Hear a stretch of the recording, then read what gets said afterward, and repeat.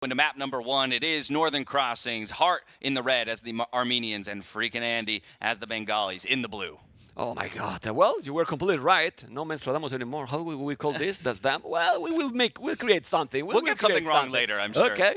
Sablu. Well, let's see the exploration. I think this is the good moment that we can check the POV from the players, right? Because right now that there's not too much going on. This is FreakinAndy, as you can see that he plays as an orange. So the players have preference. He play always as an orange. It's a color that personally I cannot even watch. No, I can't see it. I would never choose to play that. I actually like playing as blue or red. They're very easy for me to see. But yeah, orange is the favorite color of FreakinAndy. Ooh, a scout engagement underneath the TC. And does manage to dodge a number of the arrows. So I think it was a pretty equal trade in HP overall. Okay. I think we can go back to the observer. And, well, very important to keep the scout alive, you know. If you lose the scout at this point, then you don't know, even more, here you got the transport ship. You can transport in this map, go aggressive. The land, don't know what they are going to do. And what do you think is going to be here, the approach for them? Because both civilizations looks like comfortable for the late game. Oh, I think, yeah, extraordinarily comfortable in the late game. So really, I think it's a matter of, do we see an approach like we saw in the last game where one player prioritizes water and the other tries to end the game early with a singular, Castle Age land push, or do they both try to stack up against each other? There's a note on this POV. Somebody was taking draft notes. But you love to see that. They put the prep in. Yeah, that's the POV from Hearttt. Look at that heart rate. 136 in game 1? Now I think we're feeling the nerves, Mem. You see? Let's go back because there's the note. Guys, the note, nobody see the notes, okay? Don't tell anyone, you know? But we see there the comparison. Both are quite high, but look at Hearttt, man. Yeah, he's feeling it. He's feeling it. I mean, that tells you that the pressure is on. I know, he's got He doesn't want to sober. He doesn't want to show the... Look at this! Did you notice? Wiping the sweat. What the hell? We are... What is here? 0 degrees, -1, -2? Well, not inside, right? Because here we are melting. I was going to say, we're under the lights over here. Anyway, they're pushing the deals already. For now, well, it's quiet. They're working in the economy. It's going to be a fast feudal, fast castle age. In a little bit, we're going to know the answers. Yeah, another dock moving forward. Ooh, a little pause here. Maybe looks some like, admin in the room, perhaps. Maybe some technical problems. Oh, they might be moving the notepad. Okay. For the POV, right? Yeah, that's my guess. But a second dock, it looks like here. I'm going to check. As we dive back into the game. Yeah, I like it. Go ahead. Perfect. Yes. Now it's perfect for Mr. Hearttt. You can see the speed, man. How do you play this fast? I don't know. Can you tell me? No, I'm a 1200 player, man. Yeah, but you know the problem? You're not a 1200 player, but I'm a 17 plus. I've been playing this game since I was born, you know, so don't feel shame, you know? Don't feel shame. You and I both. I'm older than most people think. Okay, good scouting though with these transports. That's very important, right? Because you need to locate whether or not your opponent's gone for the back dock or the forward dock, and we do have a difference there. It's Hearttt going for the safer dock in the back, and FreakinAndy who's going to put the dock on the forward part of his base. Okay, and for now we see that that's a villager already going.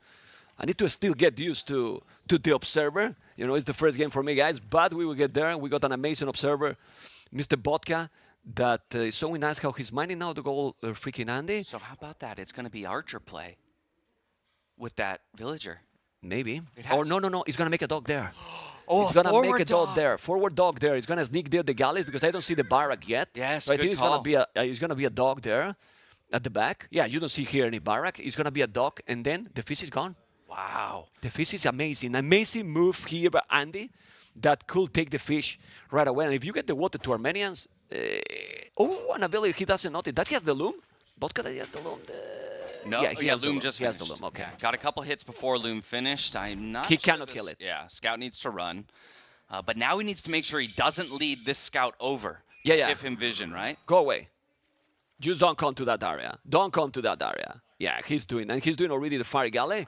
Yeah, he has 2 in the queue. Oh, he canceled one. Probably did another. A minute 30 till feudal age. All of these fish ships are going to die. I mean, he's sick. It's true that look at the resources for Hearttt. He already has collected a lot of food. He has good resources to go up. But if you kill all the fish and you go up, you're going to go up with a very, very weak economy. Now, it doesn't matter that you spot it. No. Because what you can do, Yeah, he has the awareness of it, but it's not enough time to really make any decisions. Also, look at these heart rates, up to 150 and 130 right away in game number 1 of the set. Both of these players are feeling the pressure. It will be a barracks here for Hearttt with 45 seconds still to go until the feudal age. Then the one he's going to try, like, probably to land as soon as possible is Hearttt. He's going to feel like, I cannot compete on water. I think he's just going to fast castle.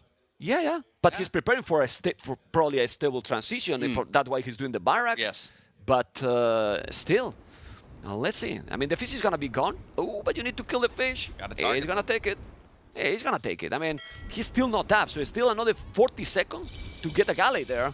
And then it's not worth it to make it because you're going to lose it. He did decide to queue one up, but to your point, all of these fishing ships are probably likely to go down as more fire galleys are on the way here from FreakinAndy. He already has 3 on the field and another one in the queue. It's a market and a stable there for Hearttt, and he'll soon be on the way to the Castle Age. But now is, in my opinion, a great position for Andy. What Andy should do, wall at home. You just wall around to don't let the other player land. He cannot also land because the water is under his control. So this is a great position. Remember that Bengalis give you two villages extra. We can check the civilizations, by the way, and you will see all this. Now that they are not, not taking any fight. One is going to Castle Age, and the other already did the damage on water. Oh yeah, tons of damage on water already. Although, we did get that extra fire galley out, and he's done a good job to keep the fishing ships alive, at least for the time being, but they won't live for too much longer. Castle Age click is already in, 2 minutes to go until he gets there. Taking a look at the mini-map, it does look like FreakinAndy slowly getting those walls up that you're talking about. He'll need to make sure he's got himself protected in, 1.5 minutes time when the knights start coming out onto the field. And why he's hard going for the fast caster? What these civilizations can provide? Well, in theory, they are great on water, but these civilizations also can go crazy on land with the infantry. But he's going to stable, so at the end, he's going to try to probably come back on water, I believe. Oh, definitely. I think you go castle, you wreak a little havoc on your opponent by putting pressure in the Castle Age, but you can see he's already getting other docks up to make sure that he has a way to get back on to water in the future and contest. Check the population. Look at that, the population already 48 over 33. And check the resources for Andy. He's about to go up to Castle Age, and now he only need to hold this area. But this triggered me a lot. Now he's doing the gate, but why didn't do it before? Imagine he's committed inside with more than 2, and then the advantage is kind of gone. Yeah, luckily your opponent's not quite in Castle Age, right? If you see that Castle Age arrival, then I'd be concerned that the walls aren't up as much. I've also been impressed that he's continued the fishing ship production. So with full control of water, he's almost got 10 fishing ships onto the field, and that's where all that eco advantage is coming from him. Already on the way to the Castle Age himself, only 2 minutes behind his opponent. The walls are coming up just in time, I think, as the scouts come in. Woo! They do for the viewers. And not for the casters, They wanted us to get hyped. Yeah. Well, we don't need to match, We don't need to match for that. By the way, I'm very worried. If there's a hospital close here? I mean, I'm worried about Hearttt, man. 143. What is this? I want to think that it's APM. I know, right? Ooh, I like APM. that. We'll think It's of it as APM. Okay, APM. Both of these it's guys. APM. Oh my God. Lightning fast fingers. Okay, 52 population 34 dash, and he's up to Castle is 1 minute away. How you come back from this if you are Hearttt? Because really, I mean, he's doing the second TC, he's doing the right approach, trying to boom and get some economy going. He's 34 villages still, but now he's going to get another 2. It's like he's heavily ahead right now. Yeah, and he'll be able to continue to boom as well unless more knights come forward, because just 3 light cav, you could just keep walling those out. You don't really have to build any military to deal with those. Yeah, well, he's doing the barrack, but like you said, maybe you just don't need it. It's just a monastery, and he's Bengalis monks. Yeah. Well, let's see. Maybe he want to make a counterattack since you got the water. Fortified church there for the Armenians. Gives them that relic immediately. Okay, still with the light cast. Population, it's not getting closer anyhow. No. 38, 57. Man in gold, 45 charges give you 1 relic for free. Yes, don't give like Georgians any economy, double monastery. But then the barrack, I don't understand. Maybe just to be safe. Right, in case that he's breaking in or you have a hole, you can make some spear, but that's it. Yeah, just in case any of those light cav did get through, then you could protect your monks just a little bit more. Fire galleys here, queuing up. I mean, it's 3 fire galleys versus 2 fire galleys in a demo. If you get a good demo hit, it could be good, but already with war galley coming in, The monks will look to push it away, though, just in time before the dock goes down. Yeah, I really think that knowing these players, I feel that the mechanics from Hearttt are better, are stronger than Andy. But Andy put some very interesting strategies. I was going to say, I think Andy is the more creative player between the two. But if you maybe were to stack up pound for pound in terms of just player skill, Hearttt has a slight edge. Yeah, yeah. But these maps are not, well, it's not a meta game completely, you know. In this one, you know, it's so many options. You can see the light that's going up. What? Oh, he was going. He was going to wall out all the resources. Well, that's not creative. That's so mean, man. But he gets pushed away by the monk in the end. It's now 3 TCs for each player, by the way. But it will be Hearttt who gets to those 3 TCs first to try and catch up in the eco, but still a lot of ground to make up. Anyway, the booming is going now for Hearttt. You can see he's catching up, man. 30 TC already. It's so tricky map, you know, because the score, let's also be clear with the viewers, it's a lot about the water, you know, and the water is kind of inflated at some point, but well, it gives you also economy. How many fishing ships he has? Well, and the problem 12. is, yeah, he's got 12 fishing ships, and Hearttt looped his fire ships around the back of the base when most of the fishing ships are actually in the front. Yeah, yeah. Can we? I don't know if we can he's see got 5 here. The POV from Hearttt, but maybe Hearttt didn't explore the forward dock. He has vision of it, at least with the scouts. Yeah, he has the scouts there. Yeah, but you don't know where the fish is. Right. Yeah, you don't know where the fish is. But the Sanity already. Better fire galleys here are going to, or fire ships rather, are going to take out the fire galleys. Yeah, easily. So, saves the fish. I mean, FreakinAndy's in a phenomenal position from an economy perspective. Okay. Sanctity coming in as well for those Bengali monks. Needs to run to avoid any conversions here on the ships. And he got loses one in the end. It's not what you want. It's really not what you want because it's the way that you can make that Hearttt come into the water. Look at the numbers now. Obviously, it's not on water everything. He has 4 light casts, 3 monks, but it's raining less, like I like to say, and the population is getting a little bit closer. The village number is the same, but the difference here is the fish. Problem is, if you lose the fish now, all your advantage is gone. Well, and that's why I would expect, right? Armenians, at some point, they have to make a really big push on water to try and equalize in that regard. And so those numbers are slowly building as he continues to pump out fire ships and fire galleys of his own. The problem here is, like, I don't know if there could be, since there's some crossing, you know, that's why it was changed the original name of this map. Why not some raiding, some, you know, maybe a stable, you make some like as yourself. I'm talking now from Andy because he's letting Hearttt kind of boom and recover in the game. A little bit. Some distraction. Yeah, I think unless he thinks, right, I'm Bengalis, I've got 3 TCs. If I go to Imp, my eco advantage is even greater. Maybe he just thinks he's already secured enough of an advantage that he can go to the late game and win it out. But I do agree, especially since you're fully walled at home, right? You're not going to take much damage. Anything. Go ahead and send a couple things forward. I mean, I'm not talking a big investment, you know, like a little bit. You just make distract. Well, he's coming with pikes. He got even the Pac-Man upgrade. He's bringing the relic for the long game. He's working for the long game, that's for sure. He's going to lose that monk. He's trying to block with the galley, but he's not able to do it. And that monk is down. Yeah, at least gets the relic back to the home island, but we'll have to invest in another monk in order to get it back. He's got 2 over there now who can make their way. The pike's chasing the light cavalry. Here's the dock and water investment that we were looking for from Hearttt to get back into this. But that's the issue here. If now you are not having a lot of galleys there from Andy, your advantage will be gone because he's 4 docks in front. You can take all those fish down, and he's 14 fishes and creating another 3. Right, and that's a lot of wood investment. If all of a sudden that disappears and you didn't get the value back in terms of the food, then you could be in trouble. 33 on food for Andy, 25 on food for Hearttt, so they're pretty close in the economy. A lot of floating wood, though, for Hearttt that I want to see invested into those ships in order to get back on water. Here he comes forward now from both sides. He's going to try and pincer around the front, Mem. No, he's taking a good demo, but didn't kill it. Now he's coming. What we were talking. Where's the fish now? He's going to the damn hell. Look at that fish going. And even if he's not killing, now it's not working. That fish advantage is kind of gone. Still, 34 on foot for Andy. I think that he's missing a little bit on goal. Only 5 is not the note, but he got 2 relics right now, which is going to help him to gather the resources. Well, going up to Imperial here is key, but the aggression is coming. Siege Workshop on Hearttt Island. Yeah, definitely losing ground on the water, but look at that res collected. 3,000 more res already in this game for FreakinAndy, and that's what those fishing ships and the Bengalis economy has gotten for him so far. He is losing ground on the water, gets a couple good snipes on low health fire ships in the 1v4. That was a good one. And look at the pikes now. He's going to try to raid. Not the best units to raid, but well, he's still being annoying. 4 monks there to convert. A fortified charge that he can garrison those villages and then take some damage. There is 2 villages and also the monk. Well, he's 1 village and he's going to make the siege or not. Resources though. Redemption even. I will make a tournament here more than redemption. I don't know what you think.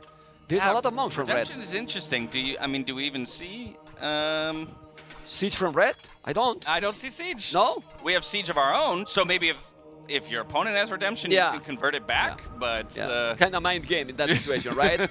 Well, we have the whole vision. He doesn't know. He doesn't know exactly what his opponent is bringing on the table. Horse collar and wheelbarrow now. Okay.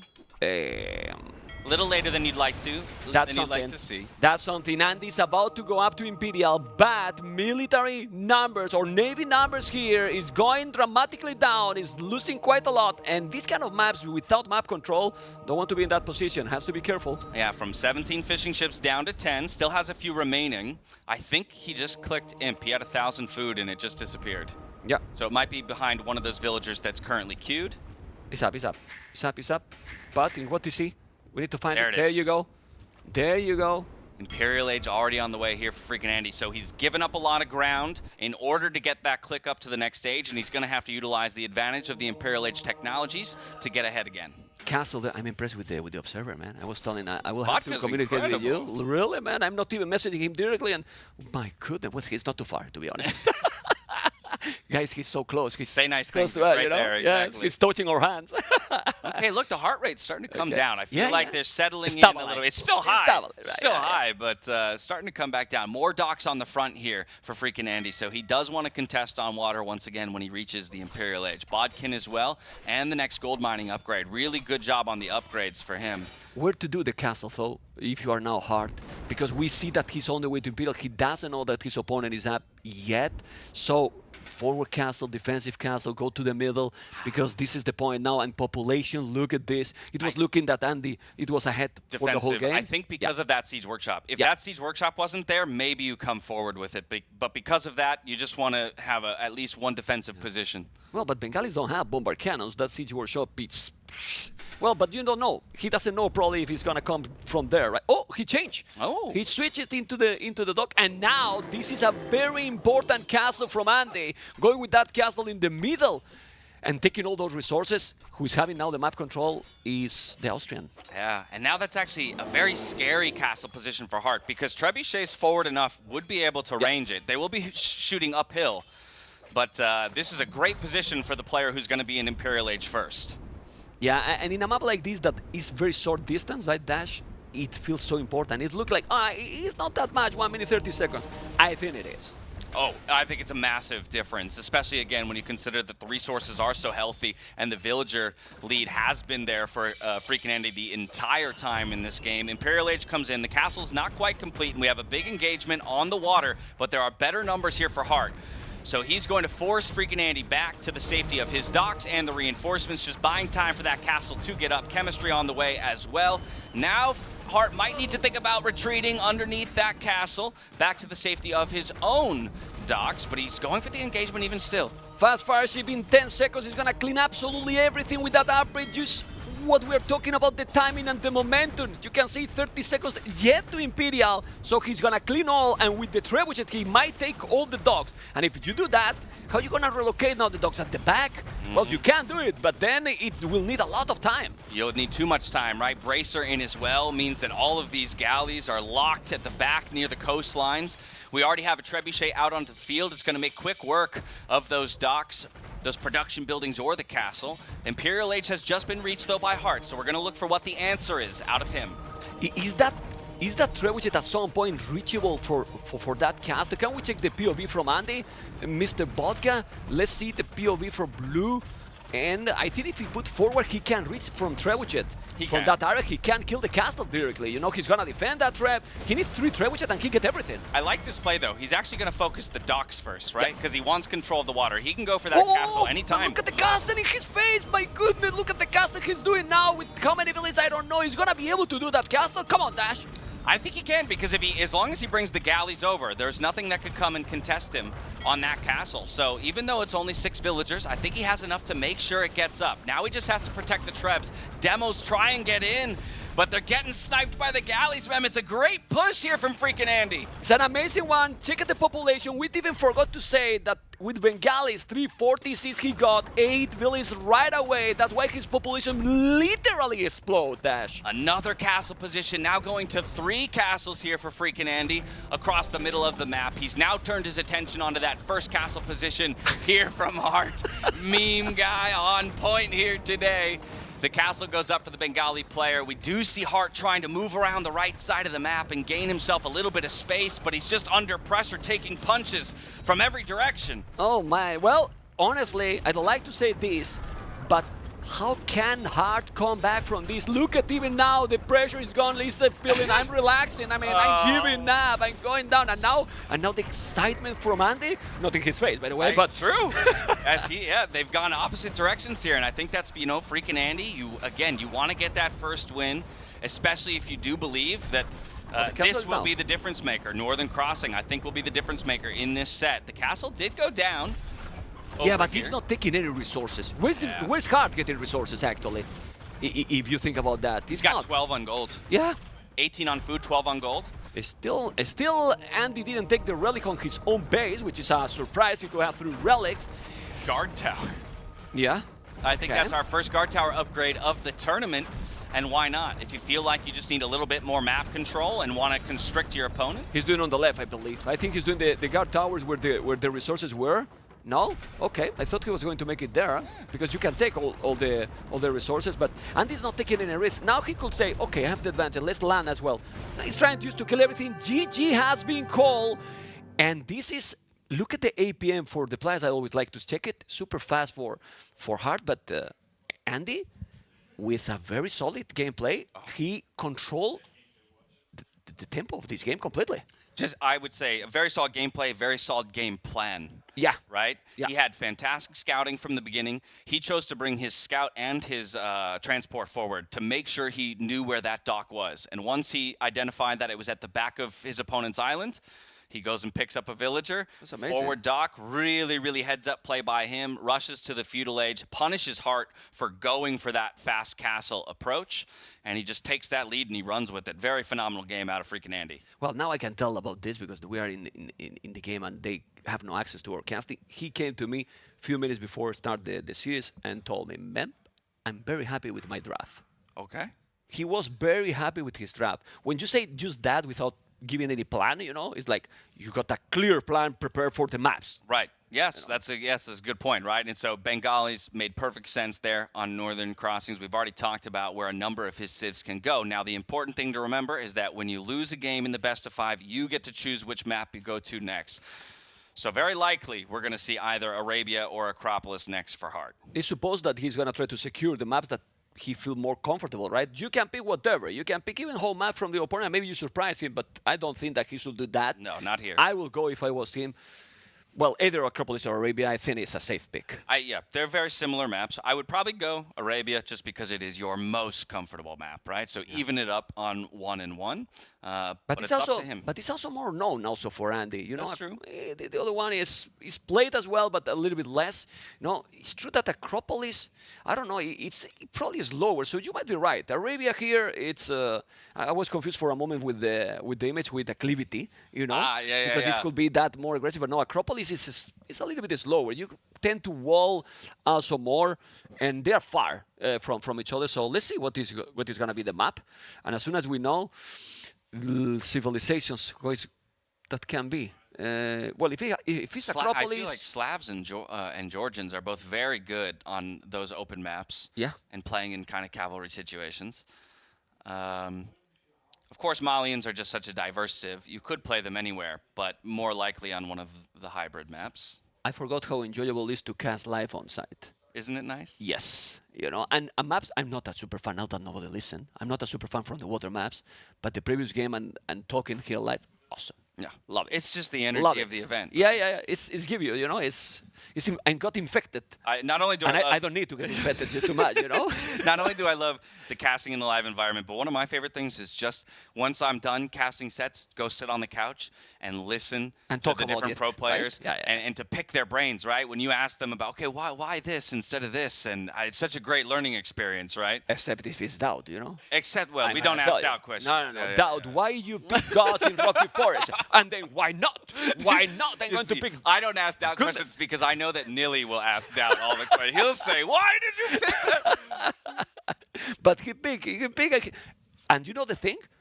You're gonna still pick it, you know. Oh, he'll do it again. I mean, for yeah, sure, yeah, you know, yeah, it's yeah. going- No, unlucky. I was just yeah. unlucky. We go again. We go again. Okay, it was right? And Mongols. Ooh. Okay, Hearttt with the Mongols. We have FreakinAndy with the Georgians, and we are going to Arabia, the most known map in all of Age of Empires 2. A very comfortable map for both of these players, but I think it is absolutely Heartt's bread and butter. So he really does need to get it done this time around to even it up at 1-1 and not fall too far behind.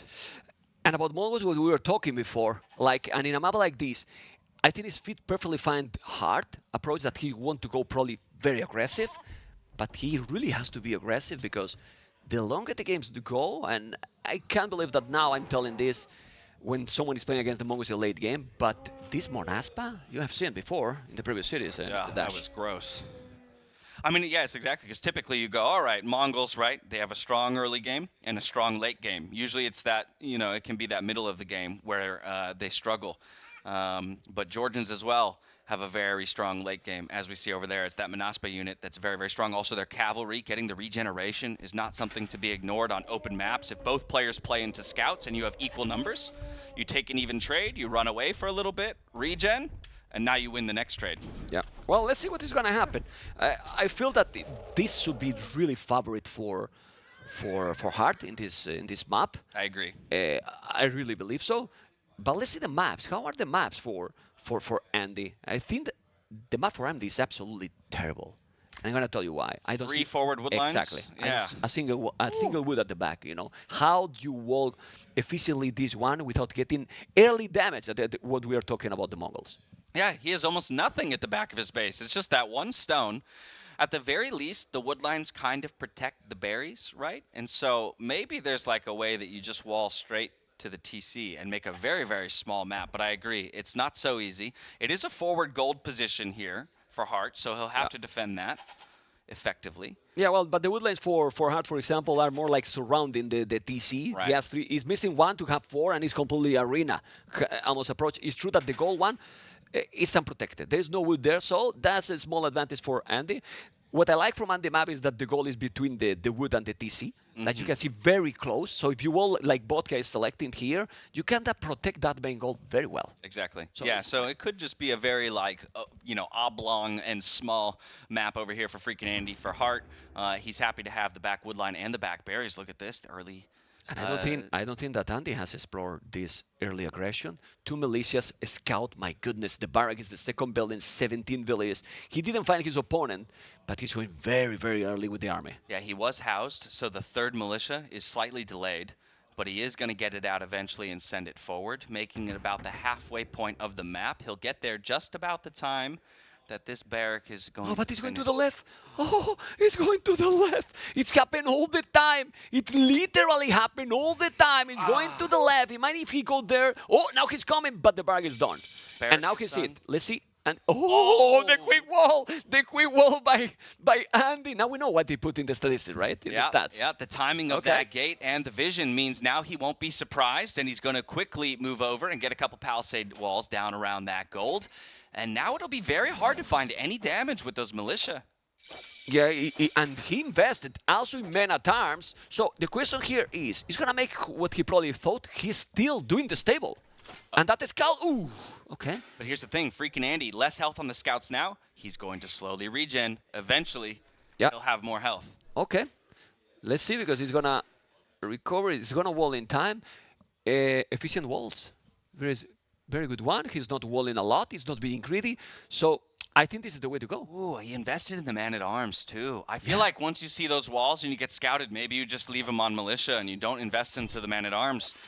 But he didn't finish that one. Didn't finish also in the north, and now he's blocked, so he need to go around. So if he see it, Hearttt, those are half HP, which he's not going. I think he could go, but he's not doing the job there. The good thing here is now he goes. He's going now, but he's gonna make a house, Andy. No, he's gonna wall. He's fine. It's fine. Forcing some idle time and some repairs, though, so just keeping his opponent busy. And FreakinAndy is getting a few more scouts out onto the field. It will be an archery range follow-up here for Hearttt. You know what I will do? I wouldn't commit there. I send the scouts to Hearttt economy. What he has at home now, Counterattack. What he has at home? Nothing. That not even a spearman. Not even a spearman. That archery range is a little bit of a panic one. Is now blocking also potential farmers. I will go 1-2 tiles away so you can put the farm because your base is kind of tight. You know, like you don't have a lot of space if you are building like this. While at home, that he has not even a spear, nothing. Exactly. If he's sending the scout there, but did he explore his opponent, Andy? Did he explore his opponent? Fog of War, he did. So he knows where the goal is, and he's sending the scout. He's gonna try to make the counter attack. He might now picking up like 2-3 villages because he's already. Look at the idle time from Hearttt. Yeah. A minute. Oh my goodness. A minute. 2 villages down already. He's fully focused on getting damage done here. Early feudal age, and at the meantime, we've got those 3 scouts arriving to the gold right now The on scouts the other are side there. of the It's map. in the goal, but this one is spear now. This is why the decisions here. It has to be so quick. You wait 20 seconds, and what you were missing is not missing anymore. Skirmishers trying to defend against the man-at-arms and the archers. Another house wall behind here, making it very messy, though, around these berries. And again, it's such a small map for FreakinAndy. It's going to be hard to find space soon. Okay, he find the wood, but it's only 1 scout and a half, let's say. It's not. Well, it's forcing him to distract. And look, also house at Hearttt, so more idle time. Look at that. Now both are getting some idle time. Not getting any damage or not too much damage, but not the smoothest economy possible. You know? Yeah, I mean, not damage, but that idle time is damage. It's a 2-villager lead here for FreakinAndy. 27 to 20, well, now to 26. So there is something. He's gaining something. He break the house. He's going inside. This is terrible for Andy. That village is going to go down. It's down. And now, even with that milk cart, he's going to try to block. He's not really looking great, but he has few skirmishes. He should stabilize now, Andy. I think he should commit with the village, micro a little bit, and don't lose anything else. Yeah, the archers go down to the skirmishers, so it's just man-at-arms at this point. He is going to retreat out of the base, but did get a Vil pick up to 147 in the heart rate. FreakinAndy now starting to play cool as a cucumber over here. Okay. Settling in. I won the first game. I'm feeling okay. I did my job. You know, this is the map that if I win, great. If not, is not the one that I think I should have won, right? So it's all matters. All matters here, okay? Now he's trying to wall. I was going to say, I like these house walls, kind of walling towards the TC like that. Still not completely safe at home, but there's no counterattacks coming. All the focus right now is over here on Andy's base as he's playing defense with skirmishers still. Yeah, Andy is not on gold yet. He has a lot of food income, like 18 villages, as you can see. Doesn't see that army coming. He needs to react really fast because those are with fletching. He reacted, and this is what I like with the mule cart. He's moving, no problem. I'm gonna keep efficiently taking the wood, but gold is needed, and now he's switching into gold. He has 4 on gold already at the bottom. This looks, I don't know, like population. It looks better for Hearttt because he has better economy and map control with the army. Yeah, exactly. I mean, 11 military units to 4 there, putting pressure on his opponent the entire time. Isn't taking any pressure back at home. Comes in with the man-at-arms, but the villagers should be able to fight that away or at least trap them inside. Pretty soon, those men-at-arms. Yeah, those men-at-arms at the end did the damage, man. They took not only villages, but a lot of idle time. Oh, yeah, they were very effective for the investment. Okay. The game is kind of stabilized now. I think they are going to work now for the Castle Age approach. Yeah, it looks like this. But Andy has no army right now. So I don't see a really smooth transition here because Mongo's here. He can go crossbows, he can go cab archers, even lancers. And now the archers are there. Okay, skirmishers are there just in time to make sure that the archers aren't going to find any more villager kills. But to your point, Mem, no army back at home means it's hard for him to, extend outside of his base. Meanwhile, back at home, Hearttt now gets all the time in the world to slowly wall up and feel very, very safe. It's not even walling. Look how safe he's feeling. That's how safe, yeah. He's really feeling safe, He take all the army now. And Andy got one skirmisher dash. One skirmisher, but he did get the market up, sold 100 stone for gold, and clicked up to the Castle Age. So he's hoping that with the Castle Age, and at least arriving there a little bit sooner, he can get that map control back, push these archers away. Well, good thing is that he is still with the same village number, so if he's doing now extra town centers, depend what is the approach here from Hearttt, a siege workshop can be used fine for the Austrian. Is this a house? No, you cannot make the house. It was a hole, man. And he just made the palisade. Okay, he relies in the last second. But you can notice what we were talking in the previous game, like mechanically, you can feel how Hearttt is putting all the pressure, because this is not, I mean, it's a strategy, but it's mechanics. And also, it's not it's the pressure from Hearttt, but it's also the map of FreakinAndy, and he's abusing the bad map from FreakinAndy. That's credit where credit's due. Hearttt has identified that my opponent can't get gold if I camp out around here. I've surrounded him entirely with ranged units. He's making it very difficult for Andy to make any decisions. Yeah, because if also you make a tower to defend and put away, then you cannot go up, because you cannot use for the market, you know, right. you go behind in economy, and with all these archers and going very aggressive. And he's one archer range, right, Vodka? Like, Hearttt has one archer range. All this pressure with one archer range. Now double stable, Lancers. Well, Lancer, Knights, Camels, whatever. Anything he wants, right? And look at this, it's just back and forth with those villagers. The worker efficiency has to be terrible with these wood lines. I mean, the mule card is great, but it's not magical, you know? Well, thank God for the mule card, because they can go with them. But yeah, it's still not a position that you want to be in, right? A scout even finding its way into the base just to get a little bit more information and make things difficult. Look how many villagers he's polling. Okay, going for the TC now. Yeah, but he's already 5 villages down. 5 villages down. He put the scout there to don't let to make the TC. He's doing now the town center, but population is really clear advantage here for Hearttt. Second TC is going to be there. He's 4 villages behind. He's now in Castle Age. He's gonna make what unit is doing? He's gonna make crossbows.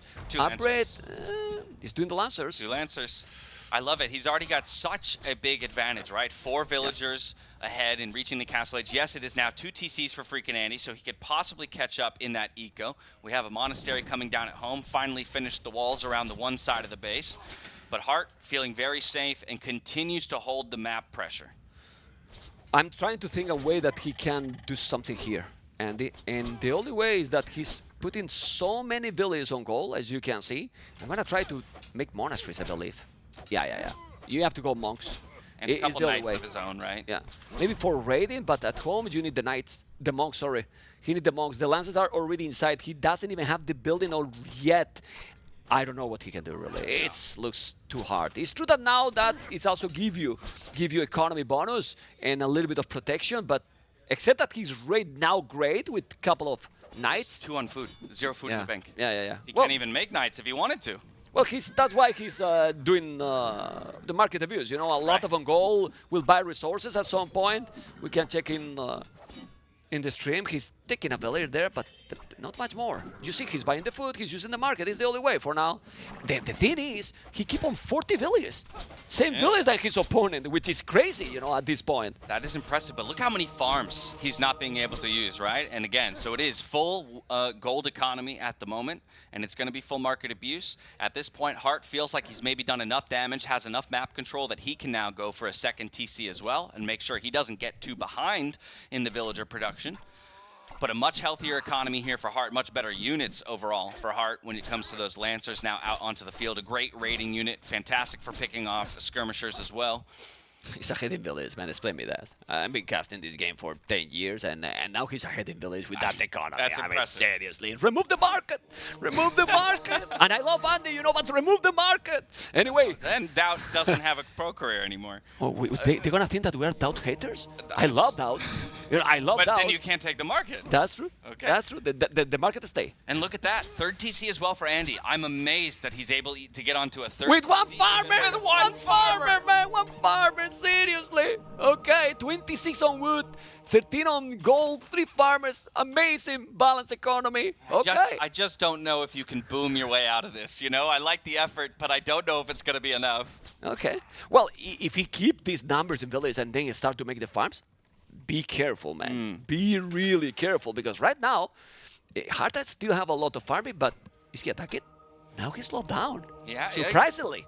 It's a really good point. Yeah, he's only producing one Lancer at a time, right? So he's not over-investing into military. He's left his archers as feudal age archers with just fletching, only invested into one armor upgrade for those cavalry as well. But he is now going to a third TC2. And so this becomes the question, you know, has he done enough as the Mongols that, because again, 2K res collected more, right? Even though their villages are the same, there are far more resources over the game collected. I mean, efficiency, there is no way that Andy has been on point compared to Hearttt. But 3 TCs, the thing is, with now 6 villages more, if he just makes some siege workshop, having the amount of monks he has, if he control those, but this is the problem here, you need to be perfect with the monks. Now he lose all the monks, and that might be the game. Because, he call it. Wow. He call it.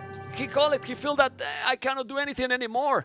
And he lost all those monks. I was expecting him maybe to try a little bit more, but the economy advantage was there. But you said it, right? You said in that situation, when your entire economy is gold, the only unit that can really get you back into it is the monks. As soon as you lose those 3 monks that you've invested into, you don't really stand a chance. Yeah, because if you're going to make more monks, then how you buy food to keep going and so on, you lose. You cannot compete at all. You can't really not compete at all. But perfect 2 games to describe these 2 players. Oh, exactly. Both players have won in exactly the fashion that we would expect them to, on maps that we would expect them to win on, and we're evened up at 1-1. Hopefully that allows Hearttt to settle his nerves a little bit, and now both of them are feeling comfortable in the set, and we can go the distance all the way to 5. Okay, and now let's see what he's going to pick. I think we're going to see Canberra. You think Canberra? I mean, I over think Brood so. War? I think so. Well, I would love to, because this would be our first Canberra of the main event. Okay. It wasn't played yesterday? I mean, no, I don't, unless I'm wrong. I'm sure stats will check me on that, but I'm fairly certain Canberra was not played yesterday. It may have been picked, but unplayed. It's a clown map. It's a clown map, you know. It's going to bring some wild stuff there. And if it's happening, I think can be whatever. Well, like this, I don't fail. I would love to see Koreans on It Canberra. might be Koreans. I think Koreans. It might be Koreans. I mean, I don't see Koreans in any other map. It's true that you have 6 civilizations, you know, but if we go into that, Slavs might be for Acropolis, you know, and then the others one are more for Brood War. So exactly. It has to be Korea. Yeah, it could be like Malay for Brood War or something like that. Yeah. So. No, but they have Malians. Malians is a good civilization, but I don't see Malians on that map. When I think about unique unit and one TC, one castle unique unit, Koreans, war wagons are just so powerful. But let's see, we'll get our answer. It's Malay versus Teutons. Okay, we are not going to play the lottery, you know. You don't play lottery, right? Me either. Never. That's why. Oh my goodness. Okay, this is also why we're not pros. But with Teutons, we were right. We mentioned about That's Teutons true. in the previous game. Malay give you here a lot of timing. Yes. A lot of timing, and it's super, super close. And imagine if you get the water control and fish traps with Malay. Yeah, if you do manage to hold control of that center pawn, or even do one dock back at home, right? A little bit inside your base. I see a castle and Karambit here.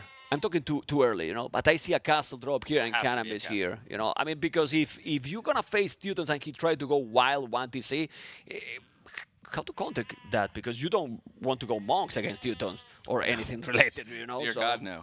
Yeah. Dear God, no. So let's take a Malay. And Teutons have a very powerful castle, but yeah, we'll look at Malay first. It is that Karambit warrior, of course, as the unique unit. But the advancing to the ages 66% faster is the main point when you're talking about Malay. Yeah, because here I was mentioning the fish trap probably is not even needed with 30k food in that pawn in the middle, you know, 30k. There you go, 30k. Why you want to make face, right? And a very early dock here for the Malay player. Yeah, we'll try to go super quick. I'm sure that he has practiced this opening millions of times. When does Hearttt go for a dock? Because he's not gonna do it. Probably. Not at all. No, probably he's gonna try to go up as quick as possible because you know if you go dock, how you compete with the uptime with the Malay. True. You know, so you can try to go up as quick as possible, and if you are in time, maybe you make a sneaky dock to kill, or just go towers right away. Because if you go dock, how you can be in time? Speaking of towers, one villager on stone. All right. There you have it. Okay. And why we're talking about this? You can see the bonus they have, you know, for the beautiful Teutons. That the Viper love it. He loved the big Teuton, but in different approach. Yeah. You know, you see the players. You know how is the players in the tournament? They all can use the civilization, but completely different. Yeah. Different murder holes for free. Towers being able to garrison twice as many units means more safety if you bring villagers or even military units forward. So possibly, okay, is going to go for the dock as he clicks to feudal, and he's the first to click to feudal, and he's still only at 250 food. So even with the melee, he might not get to feudal age first. Well, if he click now, he can be also in time with more villages. Let's check now. This is Hearttt point of view, as you can see, guys. And now we're going to switch into... Yep, more villages coming forward. Andy point of view. There you go. This is Andy with his beautiful orange. And he didn't click up yet. No, only 375. He's going for loom, so obviously wants to click right after this. Okay, let's check then. What is going to be the timing? It's going to be behind... Hearttt will get there first? No, it's going to be Hearttt first. Yeah. That's why you make the dock after, you know? And now coming with Villas, oh my god. There you go. Canberra has indeed not been picked before in the main event. In 4 out of 6 drafts so far, players have used their first ban on it. So it's been a very highly banned civilization. Look at that, though. The Malay dock vision you see everything? Comes in really handy here. And he won't be surprised by the 6 villagers coming forward, but it's going to be... Are we just tower rushing the main base? Yeah, probably. I mean, and he doesn't really know that his opponent is going to be 40 seconds behind, you know? So now make the tower there, close to the dock. And then go towards your base. Yep. He has a stone already to make another tower. This strategy is amazing from Hearttt. What is going to be able to do now, Andy? I have no clue, to be honest. I mean, not going to try to pretend like I know what he's going to do, because right now, you can put all those villages on the tower. You might lose the fish. It looked like he was coming forward for a second dock. Now bringing more villagers from... To make the dock, because he can't do it if he's not bringing more. He will have to do the dock pro... Oh, do you want a tower war against Tudens? No, but that tower is to defend the fish somehow, to don't let him get the fish, but now he's attacking his own base. I don't know what's now Andy going to do. He's mining gold, but not the stone. The mining camp is great because he's, you know, access to both resources. But, he didn't finish. He's doing the tower. As I'm telling you, he's trying to defend the fish. What happened? Why he's not doing galleys, Hearttt? That's a good question. He could have made one, right? He has no one on gold, one. But he could have made one. Maybe he want to keep in case that he's doing fletching, because if not, he's not going to have for the fletching, but he has also now the mill. Okay. I think the fletching is the right call. He just needs the food in order to get to that. So he's going to repair the tower, and he has a few garrisons battering away at the gate here and gets another tower up. As soon as he gets through, he'll continue on with his tower push. FreakinAndy, no villagers on stone, and he's repairing. So eventually he will run out and won't be able to repair any longer. I mean, the good thing is that he can switch very quick into the stone because the mining camp has access to both resources. As you can see, you can go for a stone, but he is doing a tower on his face, and now Andy basically has no base. Like, no base. That's why he's moving away with 4 villages. But what is he trying? To get some resources? Can we see?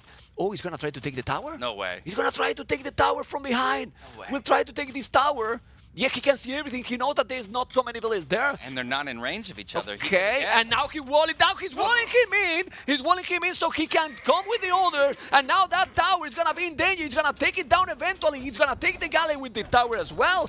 And Andy is coming back from the hell. Look at this. What an incredible heads-up play. He pulls 4 villagers out of his base. He runs. He does the roundabout run.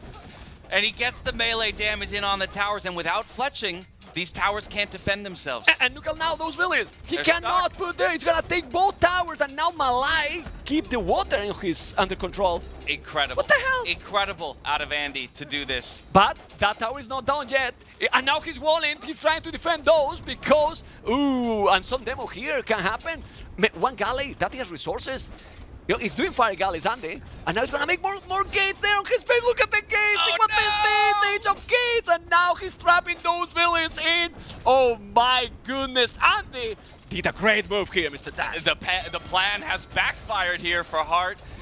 He went forward, and now he's trapped in his opponent's base with all of his villagers. Look at the villager count here at this point. 34 to 28. It's game? It's looking like game over. Like now, man. What? Oh, now he's walling. He's doing a great job, Hearttt here. But now there's another gate. He's walling, and now I'm telling you, if he's able to do a tower there, how many villages he got there, Vodka? I think there's 5. 5? 6 villages. 6 villages not working, not doing anything. Oh, they're essentially dead. Consider them dead. He has 23 villagers. Do you think we are screaming? No, we're still whispering. Okay. They haven't heard us scream yet. This is incredible play, though, by FreakinAndy. I didn't see this coming. I did not. I didn't see because I thought that was sending those for. Look at Andy, 151. Now it's not quiet anymore. He took care. That was insane. The heart has to pump so much harder to get all that blood to his brain because he's such a genius. Call the ambulance, but not for me. But not for me. Oh man. Well, he's doing the tower. Remember that he can put the 6 villains because Teuton's towers, but he can still trap those villains, you know. And now he's gonna take the tower down when he's doing the gate. I was gonna say he did the gate, so and he has a galley also. The tower is still not tapped. But his micro in the village is still 80%. He can't make that tower, and now Hearttt, he's trying to keep in the game. Yeah, that's a good Vil snipe, but unfortunately the villagers do get in, and they can start battering away at the base of that tower. So even still, these 6 villagers here from Hearttt are essentially useless at the moment. And FreakinAndy is back onto water with those Malay fishing ships. But another tower for Hearttt now trying to get the fish here at the back. He's still fighting. But population, as we talk, is still a massive economy. Now he's getting, you know, look at the resources collected already, 1,000 resources more. Yeah, 14, units on food to the 5 on the other side. Again, like you said, I love to see the fight out of Hearttt. He doesn't want to give up this game, but he's definitely on the back foot, and he's going to have to get a lot of work done in order to come back in it. Yeah, I don't know what he's going to do with those villages. He's trying to take that tower. He won't be able to do it. I think he needs to make that tower that is around 82%. It's a must to do it, but, well, I told you that it's a clone map. It's a clown map, you for can sure. say, man, like, well, I mean, people enjoy because the meta is kind of clear right now, and we don't see these kind of games pretty often. No. Not at all. But I love the aggression on this map, right? Yeah. And with no army. It's aggression and just look, I mean, one army won, the other 0 from Hearttt and population, though it's stabilized, so 5 villages different, 4 villages different only. Well, he's taking the fish. He did. So, oh boy, the game keep going. Good snipes on the fish. Again, it's just the fact that those 6 villagers, one of them does finally go down, the Teuton villagers there, but that's the real issue for Hearttt, is that those villagers are stuck for eternity. Yeah, but now these villains are also kind of stuck too because he's not using them either. I mean, they're outside, but he's doing the same than Hearttt. So basically, okay, villager down. No, he's not. He needs to finish that tower. That tower is key. That tower is key. It's still, well, he has fletching. Both sides got the fletching, okay. More villagers coming forward here for FreakinAndy. He's dodging saving that one. And now that tower will be up. And that tower is key. That tower is the key of this game, in my opinion. Now he's gonna make it. He did it now. And now how you can save this? You need to put some villages in. He's bringing more. You need to do another house. Palisade. He's coming with more villages. Need to make a palisade. He's not doing. Ooh. Hearttt coming forward with another villager as well, trying to batter this one down, but unfortunately gets targeted. Sticking off. And I think this might be it here. When these towers get pushed back, Hearttt might realize 32 population is 10 villages ahead. Look at now the economy for Andy. He's about to go up to castle. He can sell the stone. Look at the stone he has. You know, he can balance the economy and go up. And the Austrian is going to put the 2-1 in the score.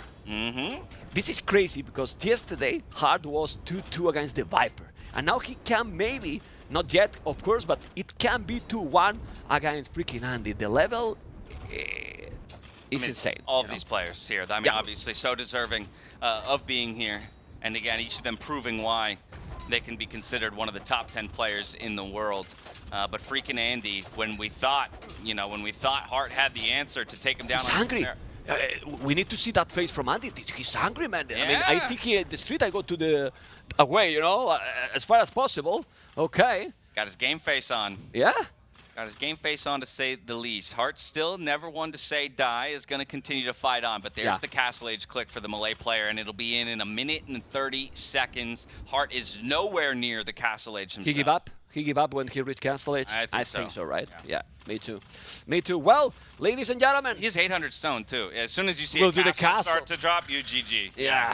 I mean, maybe he's nah, but he has look at the well, it's balanced economy. 4 on wood, 6 on food, 4. You know, I mean, if you only have 28 villagers, that's pretty good. Because again, remember, 6 of those villagers are still idle. All the time, right? Yeah. All over the map, and you know. Anyway, let's see, because in 30 seconds, it will be really rare to don't see him to call it, because he's not even close to go up. He even put village there on the wood. But that move, I am still thinking of that move going around.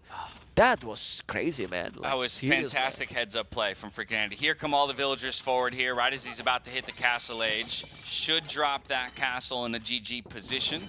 Okay, rather conservative placement, but as long as he shows it to Hearttt, you would expect Hearttt here any moment to understand that he's probably in a losing position, still needs 400 food in order to click up to the castle age himself. And then reach castle age. There it is. GG has been called. My goodness, what a game! What a game!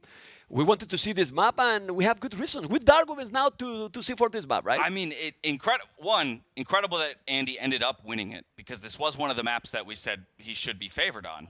Yeah. But as soon as Hearttt showed us the beginning of that strategy with Teutons, I was like, oh, this could be it. Yeah, I mean, I was telling you, I don't know what he can do, Andy, but he knows. He knows. And he's the one who has to know, right? But this was an amazing move. So, do you think he let him inside? Like, kinda? Like, I'm gonna let you come and I'm gonna trap you. Like, it was a trap? It's mean, hard to I think it about was- that on yeah, purpose, I right? think But it was more reactive. you know? But that almost in some ways makes it more impressive, because once he got through the walls, he goes, I see it. You know, I see the opportunity. And Well, he had to pull 4 villagers off of his wood line, run them out the side gate, all the way around, out of vision. And then he had to run under under towers to do it. because if he has plan, I don't want to be enemy of this guy, Yeah. you know? And you don't know if your opponent's researching fletching. Yeah. Because if fletching Yeah. did come in earlier, now all of a sudden some of those towers might be able to defend each other. I don't know if he should have done then the galley earlier, Hearttt, because he could have prevent the economy even for his opponent, because he was having an advantage, but the feast was still working for Andy. I don't know, it's very hard, you know. Or even just 2 towers around the center first. Right? Just so that you totally control it with 2 towers, then maybe push into the base later. But just take the fish away, like you say, entirely, either with a galley or 2 towers around the lake. Don't keep pushing forward so quickly. The point is that we asked to the chat from the 1 to 10 how much you have enjoyed that game, Mr. Das. And the chat, come on, we need to see the spam. That's up there. That's 8 or 9 for me out of 10. Right. Because I mean, you just don't expect the game to play out that way. Yeah, it was very, very nice. You know, it was really, really nice. You know, Yeah. I would put that. Oh my God, we need to see. I love the spamming. You know, I put the spam in there. You know, there's always some troll that put a 3. You know, 10. Jesus. you know, a lot of 10, man, a lot of 10. And now he has to go for Acropolis, right? Can we see a 5 game This here? is the interesting situation, because a number of people that I've spoken to at the event, they say in this situation sometimes they would actually go for their opponent's home map, because if they win it, they want to end on their own, right? So you say, I already have to win both maps anyway. True. If I'm down 1 Good to 2. point. So I'll go to your map, and hey, if I lose, it's 3-1, oh well. But if I win yours, then we end on mine, where I'm the most confident. No, good point. Again, give and take. Obviously, game score matters, which is something else to consider in Swiss, right? Oh, because that's if true. game score matters, then you would want to go to your home map first. Then secure a game. And get that extra That's game. a game. Yeah, it's not the same. It's having the Swiss stage, you have to get the most points possible, you know, Yeah. because every game matters. It's not it's the same 3-1 that 3-2. Yeah. You know, so well, now- and Doubt will explain the Buchholz later in the tournament, so it all makes sense to you. And we have the home map. There it is. Yeah. And it's going to be Hindustanis up against the Koreans Okay. on Acropolis. Not what I expected, with both Slavs and Georgians available. Yeah. Slavs. Okay. I'm You're confused. trying to make sense of it, right? I'm confused. I like a lot more Slavs here, honestly. So I'm trying to think, is there something specific about Koreans into Hindustanis? Did he know that Hearttt was going to go Hindustanis and he wants Koreans specifically in that matchup? I'm trying to think about. Let's take a look at our civs, huh? And we'll start, of course. Maybe we It's won't. working. Our buttons aren't working. It's not working now. Okay. Oh, Okay, now it's working both. on a delay. You get both. Lewis put Hindustanis first, you know. Hindustanis first. Well, they basically have recovered a discount in the village cost. But Yes. other than that, they're still the same. Hindustanis that has been. Yeah, strong camels, right? But that's about it. You know, obviously a lot of their advantage does come from the cheaper villager cost. So booming becomes incredibly easy, or even a 1 TC play means that you can get far more military units out because you're saving the food cost on the villagers. But I don't dislike Korea in this map. It's fit anti-play style to go slow. If you want to go defensive, you know, if you go archers, you get all the armor upgrade. Let's check the Korean civilization. And I don't know. Imagine just going for some towers defensive or even forward. Since your opponent don't have knights, it's not the same having the camels, even if they attack faster. Yeah. We are going already into castles, and then maybe it's going to be a very feudal aggression. The problem, and that's why I'm going to castles, look how far they are. Very far apart. Very, very far, And it's not super easy to wall, but not impossible to wall. Definitely not impossible, but we've seen a lot of aggression in Feudal Age on this map so far in this tournament. And, that's, again, where maybe some early towers for Koreans defensively could be very useful, especially when you go out to those wood lines that are down below your base. Look at Teutons, man. You think Viper is going to pick Teutons from now on? Yeah, he wants to change that stat. Yeah, he takes put that as a 1-7, right? challenge. He goes, challenge accepted. Okay. It's like that, right? How many? We will ask for gods how many losses they got. Probably the bit more than Teutons. That's a great meme too. All the 6 villagers. Oh my goodness. Oh lordy. Oh, this is Jack Titanic. Okay, let's take now Hearttt.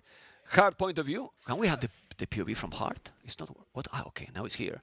This is Hearttt point of view, guys. You love to see the players and the mechanics. You can see how fast they are, and they really do. And they control everything, man. It's just they close their eyes and they know exactly what they're doing. How about that? He doesn't have the score up. He has he's chosen to have his lumberjack hunters and forager numbers up. Probably for the build order to know exactly what he has, and he will see when he's using Feudal Age. Yeah. You know exactly the one that he has on wood to go for the stable potentially, I believe. He's up very, very quick. Let's go now to check Andy point of view. And he's up even quicker. I think he has no loom. Andy? Just about to get there. Well, he has 50. He probably queued loom behind it. Yeah, let me just check. Go back to the observer, and then we can know. Oh, 40. He already has it. Okay, he has the loom. How fast it is. Wow, what a fast build. Yeah. Well, they're both up at the same time. This is the issue when you are switching the POV. You don't realize exactly how fast both are, and they are exactly the same. One is gonna go stable, and the other. Let's see what is gonna be the other. An archery range expected. Yeah. Korea. Cheaper archers, armor for free. You don't want to go scout. He's gonna take 2 ships already. Laming. Ay. Wow. Oh no, he's gonna get them back, but he's gonna try to kill it. Doink. Oh, how he killed? I think it was red already. Yeah, he stole another one away. Well, again. 100 foot. He's gonna look for the doink, but 2 spears. Ooh, takes a poke. Gets away before dying. And but you know what? I'm not sure if that's the first ship is worth it. The second, I'm not sure because you want to have at least that he's gonna move into skirms quick. With the scout, is really valuable against potential archers or skirmishes. If you have with really low HP, you're not gonna get anything from there now. So the most HP you get, obviously, is 200 foot, which is already gone. So it's good. Okay, quick archery range follow-up here from Hearttt as well. Love to see that. It's needed. The question is, what is Andy going to do? He's going to go use skirmish spears. Will come with some forward tower because here, look how exposed is the wood. That's usually the focal point, right, on this map for both players. Is always going to be about finding those wood lines, those exposed wood lines, and villagers coming forward. This is the value of the Koreans here. He's going to bring those villagers to support the spearmen and the archers that he's bringing forward. Try and threaten this wood line and make it very difficult for Hearttt to expand outside of the hill of his base. He see the villagers coming, and he's trying to create the chaos. I wouldn't be surprised that he's going to use the villagers to kill, but he's not using it, just moving them around. The tower could be a little bit closer, but he wanted to do it right away because he saw that he was already exposed by his opponent, but that tower is down. Now where he's going to take the wood, Mr. Vodka? Oh my God, look at the wood he has to get. The bamboo. Yeah. A very conservative wood placement there as he retreats. Doesn't want to contest the Koreans in the tower battle. But Vodka, did he explore all those wood lines? Fog of War from Hearttt? He didn't.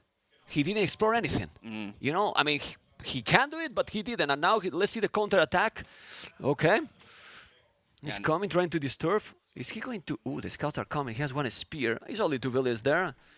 I will wall those villagers. How healthy are those scouts? Oh, 2 spears now. It's fine. Oh, okay. Never mind. It's fine. Yeah. I mean, the good thing here, Daz, is that Andy's not being greedy. He keeps doing army. He has more army even than Hearttt right now. He has 6 spears, 2 skirmishes. He's trying to disturb his opponent. He's not going to kill here, but he's trying to create chaos. And he's doing a phenomenal job at creating chaos, right? And through all of this, he's got more on food. He hasn't been forced off of any of his wood lines. And look at the farm counts there for the Korean player. He has 5 a on great, one side, 12 great, on the great other. one. Yeah. Great one. Well, when you have that many on food, either to try to go up as quick as possible, or maybe we're going to see even a stable from Korea. I don't know. What I don't know is where are those forward villages from? Okay, he's taking gold forward. gold. All right.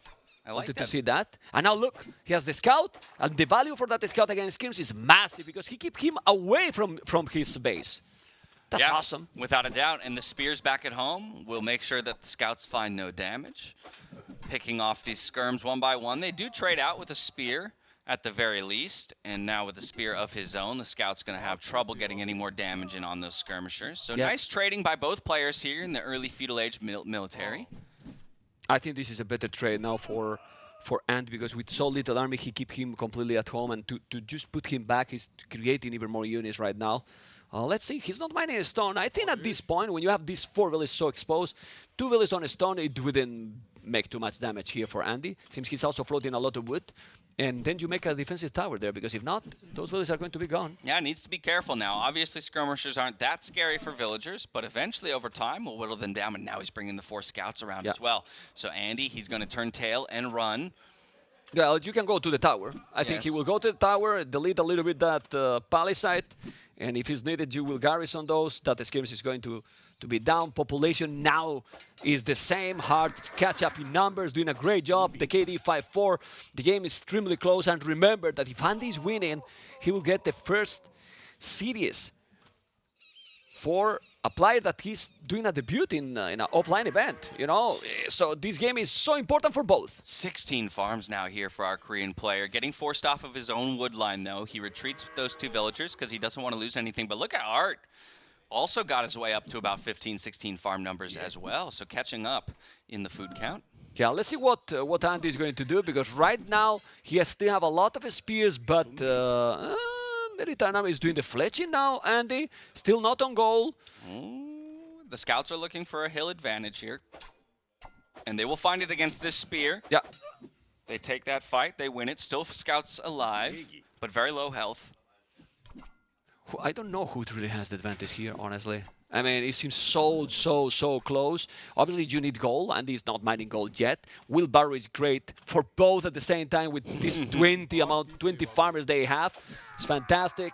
Now he's getting some units here. The fletching is doing the difference now. He has no fletching hard, and this is what is giving the advantage now for Andy, who is floating great food to go up, missing the gold. You can always use the market if you are going to have a lot of resources, and now, oh man.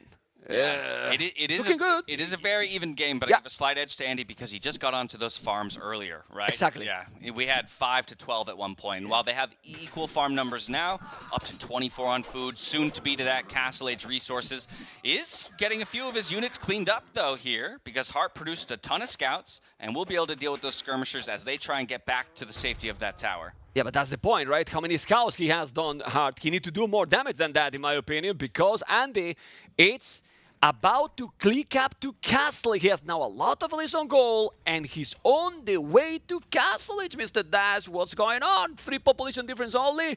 The timing and the momentum is for the Austrian, and now he's mining a stone. He just needs the spears at home. Yeah, so we have to track these scouts, right? These 7 to 8 scouts. How much damage can they find during this time that FreakinAndy is trying to Let's see Hearttt Castle POV. Age? Let's see I like Hearttt this. POV to see if Hearttt is going to find some damage. This is what the viewers wanted to see, and this is what we're showing right now. He's going to be able to do some damage before his opponent is going to be in Castle Age, Dash. That's what he's going to try and do. He does know where the wood lines are, right? And so he's already targeting one.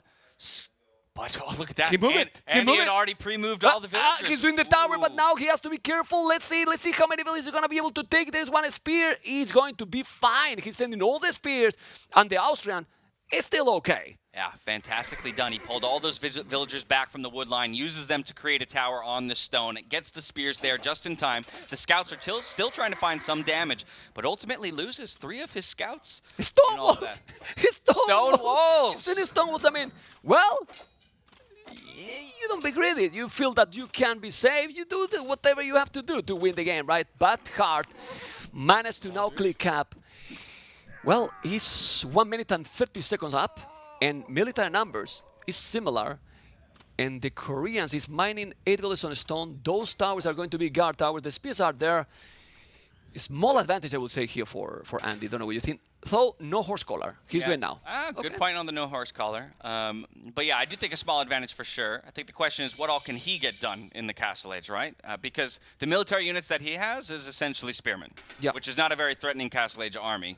So if he wants to get damage done, he's going to have to come out with some other unit, be it crossbows, He's towers more forward. towers. He wants to make towers forward, but you don't need to go that way. You make towers closer, like one tower more here, then another, you know. Obviously, you need Botkin arrow if you want to go forward like this. I mean, the idea is great, but not without army. Right, exactly. You need that army to support it. He didn't have it this time around, so he gets shoved back. He at least forces Hearttt to make a tower. But Hearttt is on stone, so he'll still have resources for TCs if he wants to. And instead, FreakinAndy's going to take his Castle Age advantage and invest it into another TC and start the booming. That's a good move here for Andy. He adapt. He's not being stubborn. He said, oh, not a good one. He's going back, create some economy. I see a castle coming soon from Andy. From Andy? Oh, 8 villagers I on see stone. a castle coming soon, and then the war wagons are dangerous. Obviously, with monks, you can counter them.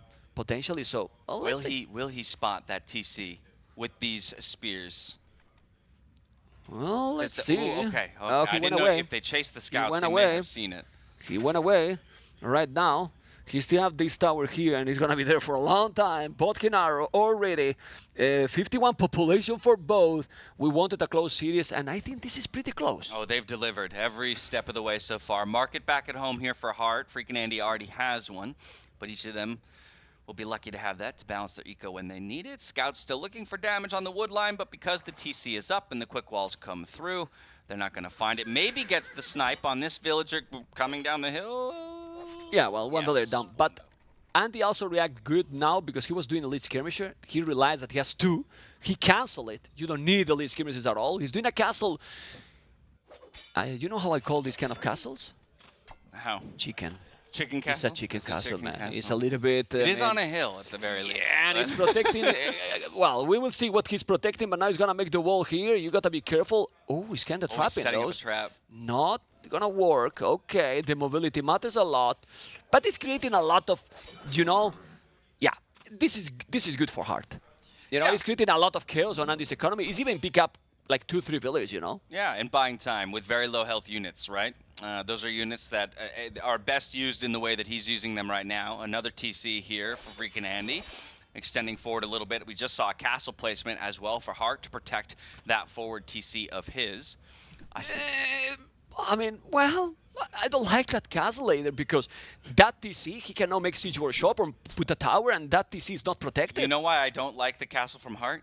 Tell me. Because it makes the chicken castle not such irrelevant, a bad castle. Right? Yeah, now it's good castle. Now it's a pretty good castle. Now look at the tower. Close. The tower is coming. The war wagons are coming. There's a monk. He has to be careful. You don't want to get converted. That's the problem with the war wagons. They are slow, and the monks are perfect counter. But if you go forward with towers and war wagons, what you can do to kill those is you're going to get all the map control. It's going to be a really tough position because, yeah, the towers will deal with the monks, and then the war wagons, when there are no monks around, can dive under TCs and just have their way with villagers. Another TC expansion here for Hearttt over to the left-hand side. Might get spotted by these war wagons, and it's only 4 villagers. 2 war wagons can do some real damage here. Well, he denied that, right?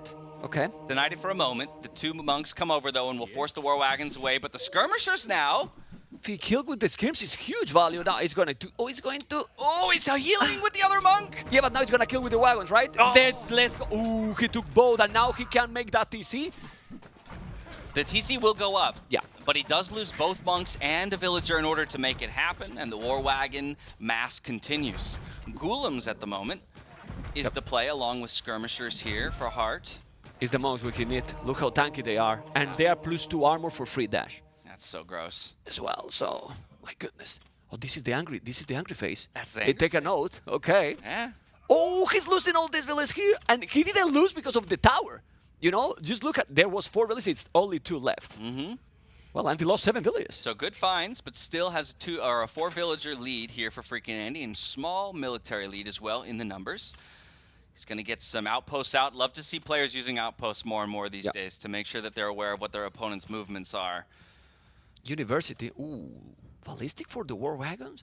I mean, just look how expensive they are and still going with a better economy. Well, more villages. He got heavy blow hard, which is great, but I don't know who has advantage here. It's still a little bit Andy because seems that he has a better map control. Definitely better map control for sure. Oh, and now those wagons. Imagine if he's doing here the ballistic. He doesn't have the wood yet. He can do really a lot of damage. How many monks he got? 3 monks, but I think they are out of position. And now who is doing that the economy is not efficient is Andy. Yeah, 6 war wagons, 7 war wagons with ballistics. Making their way into the back of the base. Gulam's trying to do the same and get some raids. It's a very solid raiding unit. But guard towers, if you ever stop... And with ballistic, then Yeah. very, very hard. What about those war wagons? Are doing some damages on... the accuracy without ballistic is terrible, you know? Yeah. The ballistic right away. Okay. That's all right. Ballistics is just about 20 seconds away from being... No, 5 seconds away from being complete. And then maybe he decides to run back in with those war wagons and look for more damage. Heartt's doing a really great job of expanding his eco up to the northern side and still taking a decent amount of the map. But FreakinAndy with control of about 60% of it at the moment. This is where I typically check back in with the food count. And Heartt, 30 on food, 20 on food for FreakinAndy. So if it does make it to the Imperial Age, it may be the Hindustanis who get there first. But there's one advantage in that regard here for Andy. What food units he's doing? All right, he's making wood and gold, right? Yeah, exactly. And then at that point, he's doing camels, more or less. He's kind of compensate the lack of farms, right? He's doing another tower, but again, the castle is defensive. He's forcing him to defend there. So, as you mentioned, he need to go up to Imperial quicker than Andy. Otherwise, how you counter him back? Yeah, it's going to be incredibly difficult. At least he's finding solid engagements with the camels against the war wagons. If they're able to close the distance, they can do decent damage to them. Yeah, but check the resources now for Andy. He's starting to flow those resources to go up. And if he's getting there, oh my God, this raid at home with the wagons taking some more villas. And now he converted 2 as well, but check the population. And he's investing even more into the camels. Yeah, only 100 his food opponent? in the bank. And he's going to go ahead and use the market to get himself to those Imperial Age resources. Gets there, hits the Imperial Age button. Ooh. So with that forward position and that one castle, he can launch an attack on 2 different castles. It wasn't that chicken, right? It wasn't a chicken. It was a 5-head castle. You know how many times I'm going to say chicken castle in the tournament anymore? You know, see, you know, never a guy, What's the opposite of a chicken castle? Well, A bull? I don't know. A crazy one, right? A crazy one. A crazy chicken he castle. find the stone, which is also great. Even if he's not taking, I mean, he doesn't let him take the stone. He's now going away. What is going to be the transition here for Andy? Because you don't go Arbalest. He has the Gulams. Just keep war wagons and traps, probably. No? Well, you only have one castle, though, and so you can't be producing war wagons and trebs at the same time. So actually, maybe you do have to go into... Cannoneers, maybe. Chemistry and hand cannoneers. I like that. I like that. Cool go that. Let's see. Because hand cannoneers are great against camels too, right? Yeah. So. Yeah, but look at the economy from Hindustan. For Heartt, it's going to go up. Heartt is still in the game. Is on the way to Imperial. Only 1 minute and 40 seconds. Well, it's a lot, but if he has 2 castles, I don't think Andy is gonna be in time to take both down. Exactly. The double castle position will give him a lot of time. Even though he will be on the defensive. There's the Siege Workshop. I would look for the Chemistry Click as soon as we make it to the Imperial Age. Oh man, the upgrades for the towers already. It's going to be 2 extra range with the Epson, or whoever it's called, you know. Yep, Sung, I think. I love you too. Yeah. Well, I'm learning, you know, I'm still Right. learning. I'm still learning these pronunciations. I mean, you coach me, Right. I appreciate that. Husbandry as well, just to make sure that the war wagons do get a little bit of extra speed there. Stone mining upgrade as well. Getting a few of those extra techs. Has just enough to produce a couple of trebs as soon as he reaches the Imperial Age handcart as well, just to make the eco even stronger. Oh, man. Heaps. Yeah, I Heaps mean, with plus you 2 need range. chemistry. Oh. But what it's feeling is the map control here, really. Because now how you take those towers down, he's going to have chemistry and bombard cannons. So by the time that Heartt is doing that, he still need, well, 1 minute, almost 2 minutes for chemistry himself. Yep. If you want to make bomber cannons, it feels really difficult. He's just doing towers to keep that map control. And he teched into skirmishers, right? So he doesn't even really have a good unit to target the trebs of his opponent, right? So when Andy's, you know, like you need either a bunch of camels or a bunch of Gulams to be able to get in there and start to threaten those trebs. First treb is on the field and going to start working away on those castles. Well, let's see if Andy's going to be able to close these cities. Honestly, I'm kind of impressed because I think both are playing really nice, but I really thought that Hearttt was I would say not clear, but it was the favorite here after yesterday's performance. After yesterday's performance, I agree. However, I would say that once we saw the draft, I Yeah. thought 3 maps favored Andy, and Yeah. Andy even Say that yeah. he loved the civilization, right? Anyway, the game is not over. It's looks very well, but you check then the population, and Hearttt is even ahead in population. So if he hold the position, what army can do also Hearttt? Well, the hand cannoneer from Hindustanis are no joke. No, that's a very good point. Block printing and chemistry bracer as well for those skirmishers. He's got 2 Treb production, right? Again, it's 2 castles against 1, so he can catch up in the Treb numbers over time, and he'll need that to deal with all of the keeps as well as the castles that are going to be there for FreakinAndy. Okay, let's see, because even if he has a skirmish, oh my god, arrow lights, those towers are going to be broken, but he's now going to take it with the trap. Those wagons are so tanky, Dash, like really, really tanky. Let's see if now the bomber cannons. The problem for Korea here is that it's so expensive units, so expensive what he's using right now, and you can tell by the amount of army Andy has, only 20. Yeah, a little bit of a game pause, so a breather for us as viewers as well to kind of think about what strategies they might go for next. I do wonder if FreakinAndy needs to think about some raiding units. I don't know if he has the economy to support additional raiding units, not but yet. Might be something he considers in the future. Yeah, well, this castle is crucial to be down. He's gonna take it. I feel he's gonna take it. He has bomber cannons there. I don't know if he did siege engineer. I think he didn't. Not yet, I don't really think. Important. No. He doesn't have, now that Treb is in danger, he still have huge amount of skirmishers. So he can't really go with the wagons and monks there. With a good micro, he can convert everything. He has to be careful. This is a lot of army, Dash. Yeah, back up to the safety of the towers, though. What did we say? Towers are the perfect counter to the monks. And he gets the bombard cannon back just in time. Villager can go ahead and repair that one up, but he does lose one of the 2 there, and the skirmishers will now retreat back to some safety, but 1 castle has already fallen. Yeah, I wonder, I think he does have redemption. He did block print him to convert the wagons, but I don't remember that Hearttt receives redemption. Very expensive armor, and probably will be very, very good here against the bomber cannon, since he's not doing bomber cannons himself yet. Military numbers is still in favor to Hearttt.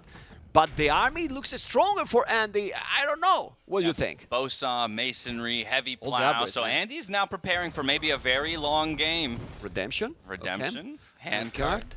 And we have elite skirmisher now for the Kreen player, so it could just be skirms v skirms, right? I don't need to make any more war wagons if all you're going to produce is skirms. Thumbling on the way as well, but he's gonna take the second castle. So with bomber cannons, Trebuchet, maybe you just need to go slowly with towers, going forward with towers. But how much stone got Andy in the bank?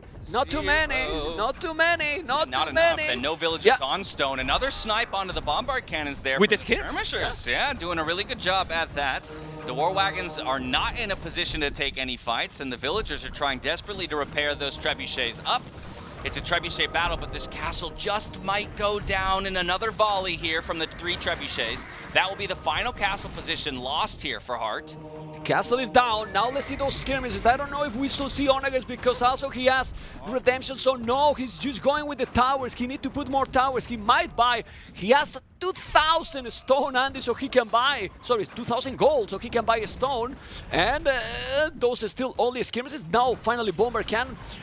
Hearttt is still defending like a beast. Oh yeah, I mean the KD, it's actually still well in favor of FreakinAndy, but creeping ever closer for Hearttt. He took the bomber cannon with the trebuchet. He took the bomber cannon with the trebuchet. Oh man, and he keep going with the towers in the north. He's getting forward and forward, and with the, if he take the traps, I don't know how Hearttt can come back because he has no castles left. He's creeping forward with those towers and the war wagons. We see the tech switch coming in for Hearttt. He thinks he needs to get some cavalry into the fray in order to deal with all these skirmishers as well, since all he has is skirmishers of his own.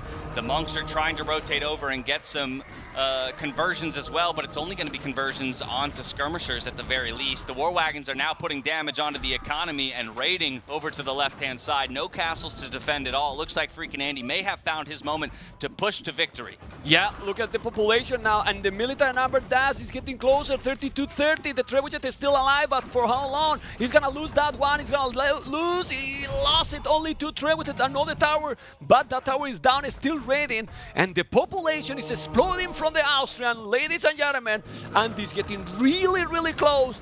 But Hearttt is even converting the bomber cannons. He's trying everything he can. 180 top to 150, so it's a definite advantage here for FreakinAndy, but Hearttt can't give this one up if he wants to stay in the series. Down 1-2, needs to put 2 together in a row. It's skirmishers, monks, and trebuchets. That's all he has to work with right now, and it's not easy up against those keeps, but the trebuchets will target those keeps and try and take them down. What is this, man? Full retreat. Can we zoom out? Bot can click how many towers Andy has in the map. We need to see how many towers he has. Well, that's in that area, but if we zoom out a little bit, it's 5, what, like 6, 7. Okay, 8, 9 towers. 9 towers. A lot of towers, all in the same area, getting all the resources, and except Hearttt on the right side that he got some resources sneak, and he has what 70% of the map, pretty much. And but population though. It's a lot of villages from Heartt's Andy. raiding, so I think, he's got stables forward. He's going to look for some raids. Not ready to give it up just yet. While he's getting pushed on the left, he's going to try and push on the right, and he actually got a castle position up at home as well on the hill to try and slow this down. If he can deal some eco damage without Andy having a response, maybe he can find a way back in it, but it's an uphill battle for sure. I don't think this is possible to happen because check the resources, 1,000 almost stone, 2,000 gold. It's true that military numbers is dropping. Now he's doing a barrack. He needs towers at home.